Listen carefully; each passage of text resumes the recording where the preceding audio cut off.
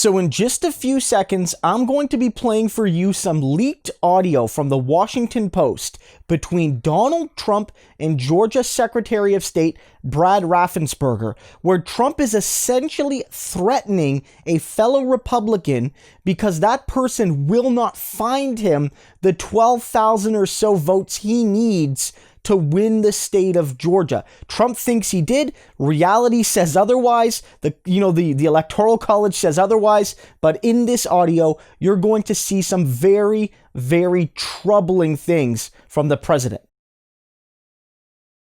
We have won this election in Georgia based on all of this. And there's nothing wrong with saying that, Brad. You know, I mean, having a correct, the people of Georgia are angry. And these numbers are going to be repeated on Monday night, along with others that we're going to have by that time, which are much more substantial even. And the people of Georgia are angry. The people of the country are angry. And there's nothing wrong with saying that, that you've recalculated. Well, Mr. President, the challenge that you have is the data you have is wrong. Now, do you think it's possible that they shredded ballots in Fulton County? Because that's what the rumor is. And also that Dominion took out machines. That Dominion is really moving fast to get rid of their machinery. Do you know anything about that? Because that's illegal. This is Ryan, Germany. No, Dominion has not moved any machinery out of Fulton County. We're having. Well, but have they moved? Have they moved the inner parts of the machines and replaced them with other parts? No. You sure, Ryan? I'm sure.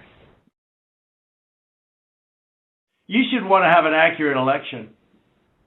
And you're a Republican. We believe that we do have an accurate election.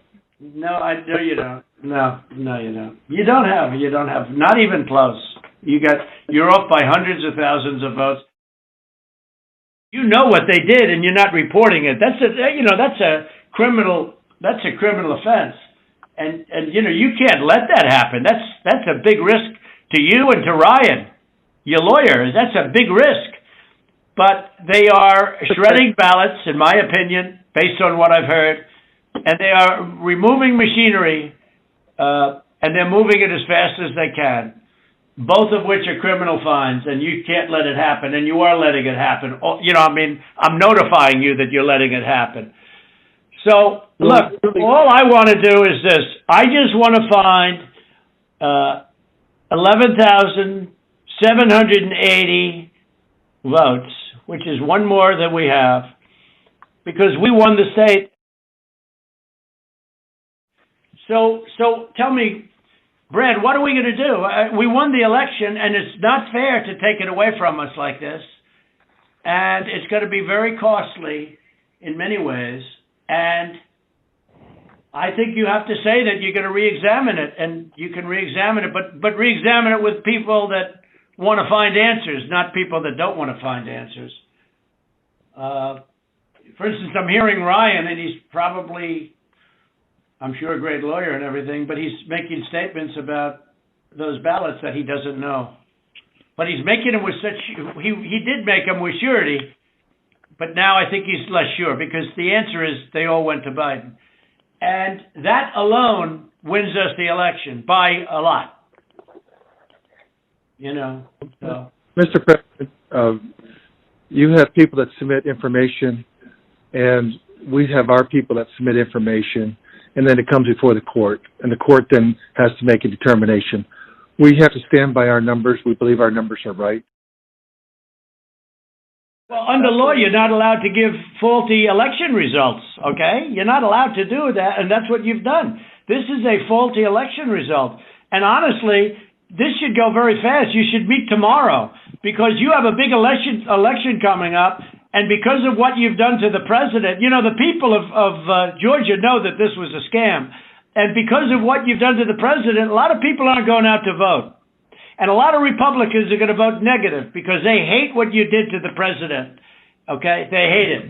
And they're going to vote. And if you would be respected, if this thing could be straightened out, before the election. You have a big election coming up on Tuesday. And so what you see there in about 4.5 minutes or so is Donald Trump absolutely unhinged, yelling, threatening, bargaining, pleading, whatever he can do, a mixture of all of the above, to try and convince local officials in Georgia, some of whom, like Raffensperger, elected by the people of Georgia as a Republican, to do his job and ensure a fair and safe and accurate contest, basically be told by the president to throw all of that out the window to keep him in the Oval Office for another 4 years. And of course, Georgia on its own wouldn't matter, but Trump maybe is making these same calls to the relevant officials in all of the swing states to try to do the same thing.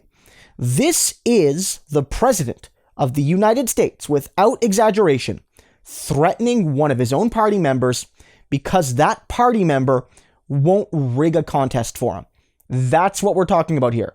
This is supposedly one of the world's great historic democracies doing the exact sort of thing that the United States would use as a pretext to invade another country over. They would say, oh, you have to bring democracy and freedom to these people because their president on a Saturday, a couple weeks before the new guy is about to be sworn in, is calling his rivals, is calling his own party in some cases to demand they tweak the result for him.